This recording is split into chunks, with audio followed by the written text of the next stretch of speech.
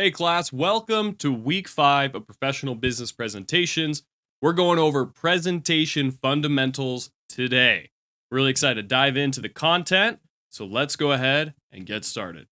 Today we're going to be covering a lot of the content found in chapter 4 of your textbook, primarily the preparation, organization, and delivery of presentations. Now, a phenomenal chapter. Excellent. I hope you read this chapter thoroughly. It's phenomenal. It talks a lot about the 5 steps. Remember that was on the quiz as well. And though this is excellent, I want to focus in a little bit more on business applications of presenting. This is more for presenters of all different kinds and shapes and sizes and forms. I want to focus more specifically maybe that marketing context or business context, more career oriented through this context, through this lecture. And for your preparation for your first major presentation, the informative, which I'm super duper excited to begin seeing. Your recordings so far have been excellent. You will be required to use Kaltura so I can see your slides, so make sure that you're feeling comfortable with that technology, but we'll cover that another time. For now, let's dive into the preparation of what you should be considering before starting a presentation. Now, traditionally, you are given a topic when you're presenting. Maybe it was a history class, you were given the topic of the War of 1812. And maybe in a business class, you were asked to do a research project or a case study on Google or Apple or something like that. Now, what's the error that a lot of individuals make is that they carry that same mindset into the workforce. When they say, oh, somebody gives you a topic, well, what am I going to do? I'm just going to do a bunch of research. I'm going to create I'm just going to write out a bunch of stuff, and then I'll create, 1, 2, 3, 4 slides, just do a info dump on those 4 slides, and then I'm good to go. The problem is, in the business world, a topic is rarely the reason or the only reason you're asked to present on something. So what do I mean by that? What do I mean by that? Let's do a scenario. Your boss comes to you. You're part of a sales team. Your boss comes to you and says, hey, I need you to present a Q1 sales report to our executive team this Friday. Can you do it? You say, yes, I'd love to. Now, if we do that academic style of presenting, we say, oh, well, I'm just going to go to my software, download an Excel spreadsheet of our sales. Maybe I'll make a fancy graph or table and throw that on 1 or 2 slides, and then I'll deliver what our team did in the last 3 months to the executive team. That might work, and to be honest with you, that's probably what most people in the business world do, but they miss out on a huge opportunity to build brand, to build reputation, and potentially save their jobs. What do I mean by that? Well, let's just say this. If your sales manager is asking you to present because you have exceeded the expectations, well, then this is a celebration. And that might change how you tell the story of your sales. Maybe that will change the narrative and how you deliver that information. Maybe your slide design will be more brightly colored or something like that. Whereas if your sales manager wants you to report the numbers because your team did not meet expectations, maybe the executive team is looking for a department or a team or a group to lay off. So you're not just reporting the sales number for your team, you are saving you and your department's jobs. That happens. I don't know if you watch the business headlines, but there have been tens of thousands of layoffs in the tech sector alone over the last few months. Tons and tons of layoffs. How many of those could have been avoided if a presenter was able to justify and build ethos, pathos, logos, and to have a strategic objective in their presentation saying, hey, this is why we need to keep these people, keep this team. So it's not just about presenting on a topic. There are other questions, as you see in this slide here. There are other questions that we need to answer in addition to what is our topic. First question is, what is the strategic objective for my presentation? Of course, I've been saying that phrase all semester. You'll hear it throughout the rest of your life in the business school. And if you stay in business, strategy, strategic objective, it's all over the place. But the reason why is because it helps you filter through and sift through all the unnecessary nonsense you don't need to report on. I can't tell you how many presentations I've been in where they've been asked to deliver information specifically about something, and they just go on and on about all this tertiary stuff that doesn't even relate to why they were asked, because they misinterpret the purpose of being given that topic. So what is the strategic objective of your presentation? So I'm going to pause here again real quick to talk about the informative presentation. So in 3 weeks' time, this week you're going to submit your outline, and then 2 weeks from then, you're going to submit your final draft for your informative presentation. The good news is you can pick the topic. Anything in the world you want to present on, you can do it. Okay? I'm going to talk more about this at the end of the lecture, but I want you to come up with a few ideas before you continue on in this lecture so you can have something that you can apply these concepts to as we're moving forward. So a good example for me, if I were to give an informative presentation, if I were in your situation, I would give a presentation on cosmology. Not cosmetology with makeup and facials and all that good stuff. No, rather, cosmology is the study of the cosmos. I love space and astronomy and physics and all that good stuff. So that's what I would choose. I'd be like, all right, I can give a presentation on anything. I would love to present on space. I am a super nerd in that regard. So with that being said, pick a topic, keep it at the forefront of your mind. You can change it, obviously, but I want you to have something to attach this lecture to in your mind as we move through. And you are going to be submitting an outline at the end of this week. In the live stream, we will cover step by step how to fill out that outline. I'm not going to spend a ton of that time on that today, but just this will help you with the assignment and with the application of these concepts. Okay, going back to the slides here.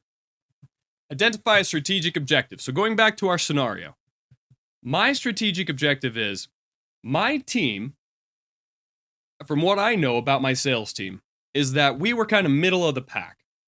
Okay? The thing is, I really want a promotion. And I worked really, really hard because I feel like I kind of picked up the slack of some of the other team members, or maybe somebody was out sick. And so as a team, we together kind of did a little bit extra all around to kind of pick up and fill in where they were out. So us being in the middle of the pack doesn't really represent how we actually exceeded the expectations. Now, again, if I go into this presentation and I just report the numbers, well, they're, oh, okay, good enough. Yeah, that team is not a problem. We're gonna let them do their thing. But again, I want that promotion, man. I want to stand out, and I want my teammates who I appreciate. I want them to get better opportunities as well. So my strategic objective for this presentation is to have the sales team, the sales manager, and the executives be impressed with how we overcame challenges to meet the goals that the department set. So this is going to be kind of an underdog story. This is going to demonstrate the skill set we have, convey the value that we brought as a team to overcome these certain challenges in order to meet that expectation that the department had for us as a sales team. Okay, boom, that's my strategic objective. And I could even get more granular. I could even get more specific. I could say, I want to have a one-on-one meeting with my sales manager after this presentation to talk about advancement opportunities. So this presentation has just taken on a whole new life, a whole new light, a whole new meaning, and how I'm going to approach it. What's my brand going to be? Now I can begin piecing together my strategic approach. What stories am I going to tell? What am I going to emphasize? How am I going to convey the data? Maybe I would never, if for example, let's say somebody on my team was out sick for a month, and that's why we had to pick up the slack. Well, I'm going to put up a photo of that team member, and I'm going to tell their story. And I might even put up a graph of a sales projection of what our team was going to do because that team member was out. And then on the next slide, I'm going to show what we actually accomplished and how our team member is back and healthy and ready to rock and roll for quarter 2. Oh man, talk about pathos, talk about evoking an emotion in your audience. That's an inspiring story. So that's why it's important to say, hey, what do I want as an outcome of this presentation? Now, if you're doing a persuasive presentation, we'll get to that later. That is another section we'll get to. But usually in persuasive presentations, you're selling your audience something and you want them to buy something. So that would be very simple in saying, yeah, as a result of this presentation, I want my audience to buy the product I'm selling them. That's an easier one to go with. But this is informative, so we'll talk more about those specifics in a moment. After we've identified the strategic objective, we need to identify exactly who is going to be attending our presentation. Who is the audience? We know it's going to be the sales manager. We know it's going to be the executive team. Is there anybody else who's going to be there? Maybe the HR representative will be there. Oh, maybe straight up, the CEO is going to be the president of the company, the chairman of the board, whatever. That might change how you approach this. Because if this is an internal presentation, maybe you'll add a lot more levity and comedy and humor to it. Maybe you throw in some inside jokes that you and your department have, referencing that silly Christmas party that happened a few months earlier. I love that stuff. I personally love adding humor, infusing humor into every presentation because it shows authenticity, it shows humanity. And anyway, but if the president's going to be there, maybe I will take a more serious tone, maybe more professional, more objective driven. So we need to know exactly who's going to be there and how that might change how we approach this presentation. Next, we need to know what technology and what the environment will be like, etc. So we need to know, am I going to have a projector? Am I going to have a computer? Am I going to have a whiteboard? What other tools am I going to have there? How long of a presentation am I going to be asked to give? Will there be a Q&A at the end of the presentation? Because if there's a Q&A, I better have answers prepared. I better practice that, kind of similar to a mock interview, yeah? But if I know I won't have a Q&A, well, maybe I don't need to worry about it. But let me tell you, there's nothing more harrowing than having a unexpected Q&A with the president of a company and you haven't prepared anything. Or even worse, you had information on your slides or in your presentation that you hadn't backed up with research, and then they question you on it. Woo! I've seen investors in Shark Tank scenarios pull out real quick in the Q&A because they feel like it was all salesmanship, all performance, and no substance. We'll talk about that more next week. But yeah, we need to know what's the setting? How long am I going to have? What tools am I going to have? Etc. After that, we need to identify whether it is an informative or a persuasive presentation. And there is a very, very important difference between the two of these. An informative presentation, the best way to explain it is that as a presenter, you are not invested in what your audience does with the information. It is unbiased, it is objective, it is neutral. There is no stake, no skin in the game. Okay? So with my scenario, if I have a strategic objective to get a one-on-one meeting with my sales manager after, maybe that would lean more towards the persuasive. But here's the thing. If my sales manager feels like I'm trying to sell them something instead of giving an objective report of information, well then they might not buy into the story and they might think it's all nonsense or whatnot. The best way to give an example of an informative versus persuasive presentation is this. Let's say you want to give a presentation on health and wellness, diet, exercise, sleep, drinking water, etc. A persuasive presentation would be me trying to convince you that you need to get enough sleep each night, you need to eat lots of healthy foods, work out 3 to 5 times a week, and I'm trying to convince you, the audience, that is what you need to do. So get out there and grab some dumbbells and a salad. But an informative presentation on the same topic would be a medical doctor at a conference speaking to a bunch of medical students and saying, this is the objective impact of diet on a average American ages 30 to 45. The doctor presenting isn't even giving the audience information that they are the ones that need to exercise. Rather, they're being objective. They're just kind of reporting the findings of research to the audience. The doctor doesn't care what the students do with that information, but the students are requesting that information, so the doctor's providing it. I can give another example. So let's say we'll go to my scenario with the sales manager in the sales position. If a third-party consulting team came into the office and did an audit of all the sales team to present to the executives, that would be an informative presentation. Because that's the whole reason you bring a third party in, is so that there's not any bias or interference or politicking. That third party doesn't necessarily care what the executive board does with all of those sales teams. They're just paid to deliver information. So they're going to gather all the data and then they're going to objectively present it. A persuasive presentation is much more of what we've been talking about so far. I am part of the sales team, I'm trying to get a promotion, etc. So I'm going to now audible. I am no longer a part of this sales team. I am now part of the auditing team because you are giving an informative presentation. So now I'm coming in, I'm doing an internal audit. I'm saying this team did this team did that, this team did this. Here are the reasons why, and I'm delivering it to the executive team. Okay. Well, in that case, that again is going to completely change how I approach this presentation. Same exact topic.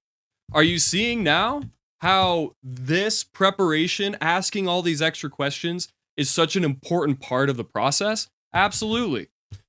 So which one am I going to choose? I'm going to choose informative, because again, that is what you are doing as a consequence of this upcoming topic. So we are not invested what the audience does. The call to action at the end isn't, hey, will you buy this product? The call to action at the end is, if you want more information, you can find it on these websites. That's it. Very minimal, very soft, inviting call to action, whereas persuasive, it's usually more assumptive, lock in that deal, etc. Okay. Deep breath, everyone. We're gonna peel apart informative a little bit more, understand, learn a little bit more about what kinds of informative presentations there are, and then you will pick one for your upcoming assignment. Okay, 4 kinds. You can read them here. Chronological, spatial, topical, cause, effect. The reason I have topical circled is because topical is the most common or most used in academic contexts, as well as generally in business contexts. Topical is the most used. However, you don't have to. And in fact, I would encourage you not to use topical. Because again, I am testing you on your ability to deliver an informative presentation without bias, without any investment. You aren't trying to convince the audience of anything. You're just delivering information to them. You're just giving a report. And if you pick a topic that you love, it's very easy to get biased very quickly. So for example, for me, I probably will sound like I'm trying to convince you to invest in space, or at least spend some more time looking up at the stars or learning about it. And if I do that, then I'm doing a persuasive, and I'm going to lose points, guys. 10%. If I smell or sniff or detect any level of bias, or like you are trying to convince your audience to think one way or the other, 10% gone. Just like that. Don't stress about it too much right now. I'm going to coach you over the next 2 weeks how to prevent bias from interjecting into your presentations. And all of the readings this week are also designed to help you with that. But yes, that is a crucial part. So even though topical is the most common, I really want you to demonstrate your ability to stay unbiased in this assignment. So, which would be easier to do? Chronological. Chronological is a very easy, informative presentation style. If you understand the word chronological, it's timeline. So if I was given a topic of, we'll go back to sales. How did our quarter ones? I'm the auditor now, right? I'm the third party consulting group doing an audit on the sales team. I would do, well, this one has 4 spots, right? So I would do 4 key points on how the sales team started, what happened in the middle, what changes were made, and how it ended up. And it's just a chronological reporting. Another example would be, I'm going to give the history of a company. Google was founded in 2001, and then by 2010, they had over 75 products. By 2020, they had over 5 billion users. And then right now, this is where they're at. Boom. Easy. You're just giving information in a chronological format. Super easy. This is a good route to go to stay unbiased. Now, again, some students have struggled because, as you can see in this growth thing here, they might sound like they're praising the company or saying they did such an excellent job at this, that, or the other. Well, saying they did an excellent job, that is a subjective judgment. That is you placing a metric or a measure on their growth. Don't do it. Just let the numbers say it. Google grew by 40,000 users per day. Now, the audience may be impressed with that. Sweet. You don't care. You're just the presenter delivering the information. Don't tell them that 40,000 users a day is impressive. Let the numbers speak for itself. Okay. Next, we have spatial. Spatial is probably even easier than chronological. So just looking at this interesting graphic of a gentleman building a chair. Can you guess what a spatial presentation is? It is how to do something. And that's it. Super duper easy. I would say this is probably the second most used informative business presentation, because anytime you have to train a new employee, that training is a spatial informative presentation. So when you pull out that IKEA manual to build your new chair or desk or drawer or whatever, that pamphlet is a spatial informative presentation. If you go to YouTube and you say, how do I do this in Photoshop? That video is an informative spatial presentation. So if you are expert at something, I had a student who was a high jumper, and he was a competitive high jumper. And so he did a presentation on how to do a high jump in a competition setting. It was awesome. Very informative. It was very interesting. But he wasn't trying to convince the audience to go out and start long jumping. Another good way to think about this is, if I'm already sold, I am paying you money to go to your training. You're not trying to persuade me to buy your training. I've already paid for it. So what are you going to do now? You're just going to give me the information. So if I took a course from you on how to do digital marketing ads, you don't really care if I do or not. I've already paid you for the training. You're just going to give me the information. Therefore, it is an informative presentation. All right, spatial, how to do something. Next, topical. We've already discussed this somewhat. It's exactly what you think. It's just an overview of a topic. And the tricky part about this is, again, not to use subjective judgment statements. So if I was doing cosmology, I probably it'd be a little bit of a mix. I'd probably do a little chronology. I'd say how cosmology got started. And then I would talk about some of the observatories that we're using throughout the world. I'd talk about the James Webb Space Telescope that was launched on Christmas Day last year, and how after it's been tuned, we're going to get way more life out of it than we were expecting. I would talk about the Event Horizon Telescope, which is where we used a whole bunch of telescopes around the world and activated them basically at the same time over months and months and months to take the first photo of a black hole ever. And I would probably just talk about what observatories can do, and that's what I would deliver. Now, again, I'm not saying, hey, donate to these observatories, or hey, go get interested in it. It's basically like, hey, you asked me about cosmology, I'm going to give you a little overview about it. Another good example of topical in the business setting would be a reporting on a department or the progress of a project. It could be something like I'm an investor and I hired a company to do an analysis of a certain market. And so that market analysis would be a topical informative presentation where they tell me what the demographics are, what competitors exist in the area, etc. So that those are a few examples of a topical informative presentation. Last but not least, we have cause and effect. So cause and effect is very similar to topical, but it's focused specifically on when a company decided to do this, this was the outcome. And this is so tricky once again to not let your bias influence it. So you aren't trying to say, hey, this was a good thing that happened or this was a bad thing that happened. It's just cause and effect. So when there was a new technology that was introduced into the global economy called the internet, the effect of the internet on these industries was X, Y, and Z. If I'm asking you to do A/B testing on a marketing a campaign, and you're just telling me what the cause and effect of if we use this color scheme and these words versus a different color scheme and these other words, the effect is this and that. We attract these other types of clients and we attract more of them, but these other clients are higher paying, but there are less of them.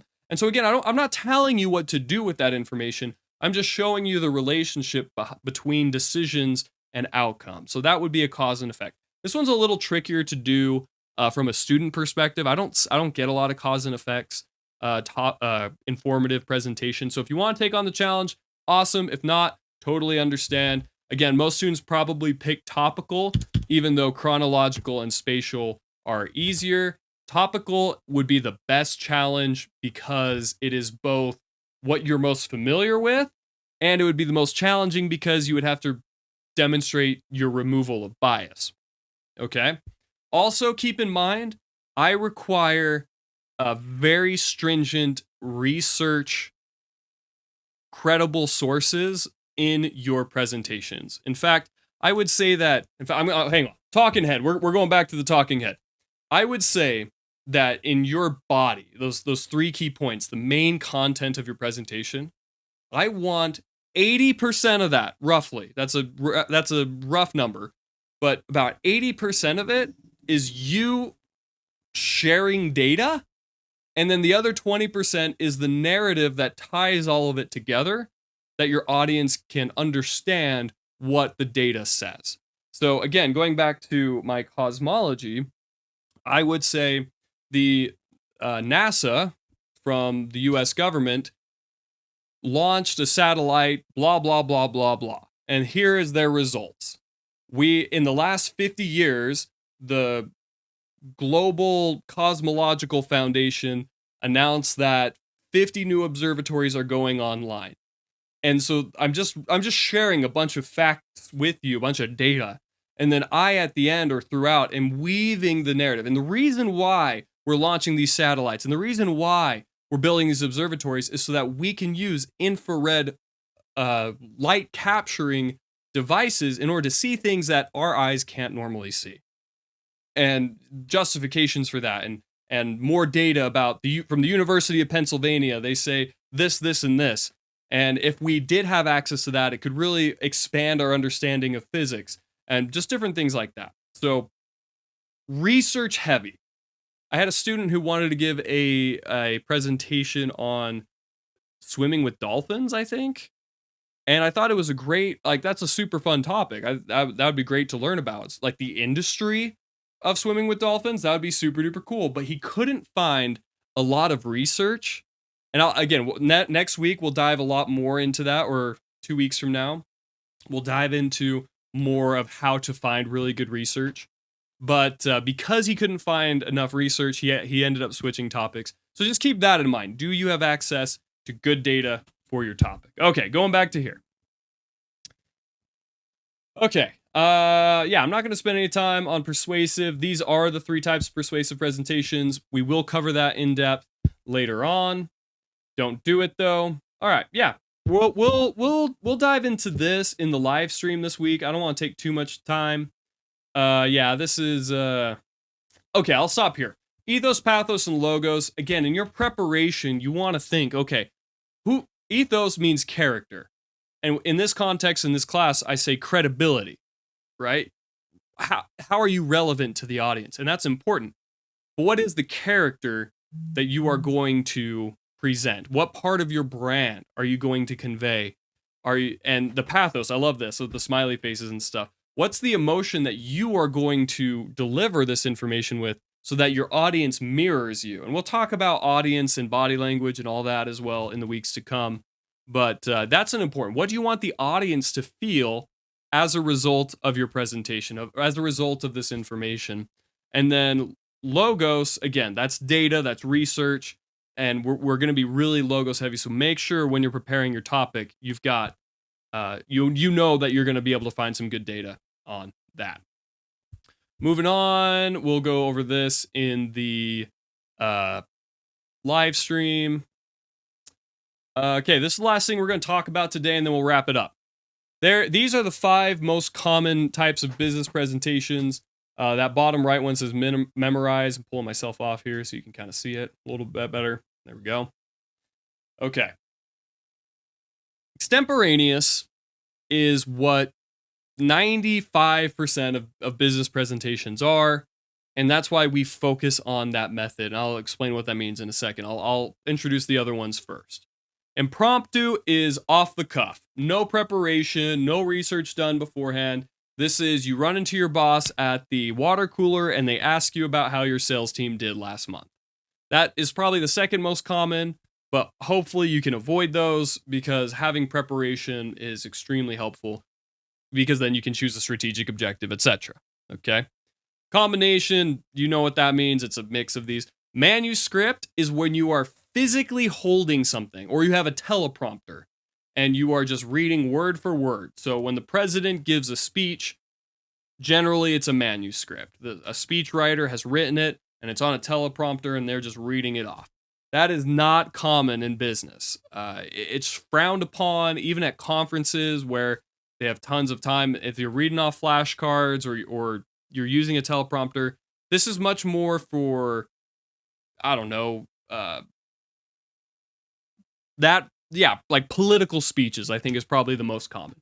And then memorized, this is exactly what it says. You memorize word for word what you're going to present on, and ain't nobody got time for that. I'm never going to ask you to do that. In the business world, if you memorize every word that you're going to deliver, that is going to take an immense amount of time and is not worth it. This isn't theater. This isn't acting. This isn't a play. You don't need to have everything memorized to do a big old performance.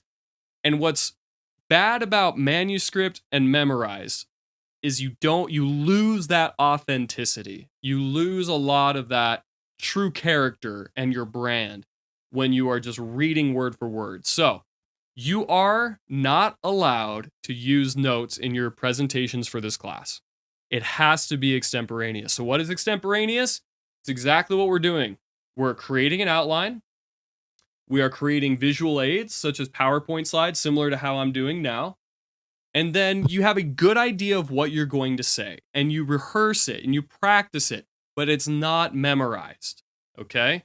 It's a mix of preparation, research, rehearsing, but some impromptu, some genuine delivery, and using words that you would use, not super duper professional, ultra, whatever. Anyway, you get the gist of it. So just make sure you are not using notes and reading off anything. And I will immediately know if you're doing this impromptu. So yeah, practice, rehearse, have an outline, extemporaneous. That is what the business world expects. And you'll crush it. You'll kill it. All right. Yeah, that's it for now. We'll cover the rest of the actual application. We're going to go through this outline together. We'll talk about body language a little bit, movement, slide design. We'll go into greater depth in these topics in the weeks to come. Oh yeah, nonverbals, that's a fun one. And yeah, cool stuff. So see you on Tuesday, 7 p.m. As always, if you ever need anything, let me know.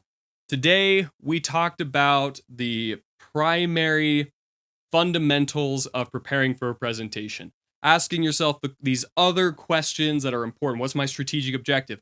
Who is my audience? Who's going to be there? What's my setting? How much time am I going to have? What technology and tools am I going to be able to use? And then we had to identify, okay, am I going to do informative? Am I going to be completely unbiased, not invest in what the audience does? Or am I going to be persuasive? Do I want them to do something as a result of my presentation? Well, for this assignment, it's informative. Okay, sweet. Well, with that being said, am I going to do chronological, timeline? Am I going to do spatial, a set of how-to instructions? Am I going to do a topical overview of a subject? Or am I going to do cause and effect, the relationship between a decision and an outcome? Lastly, we talked about extemporaneous presenting and how it's the most common. So, armed with that, you are ready to go forward with the rest of the content this week. Really dig into those readings. The unbiased nature of this assignment is super duper important. So make sure to read and review that and think critically about how you're going to change how you've traditionally presented. Guys, I'm just going to tell you right now, the biggest challenge I have as your professor is to rewire how you have been traditionally taught to present. You've been taught to be superfluous in the verbiage that you use. You've been taught to put tons and tons of stuff on one slide and just point to it and even read off of it.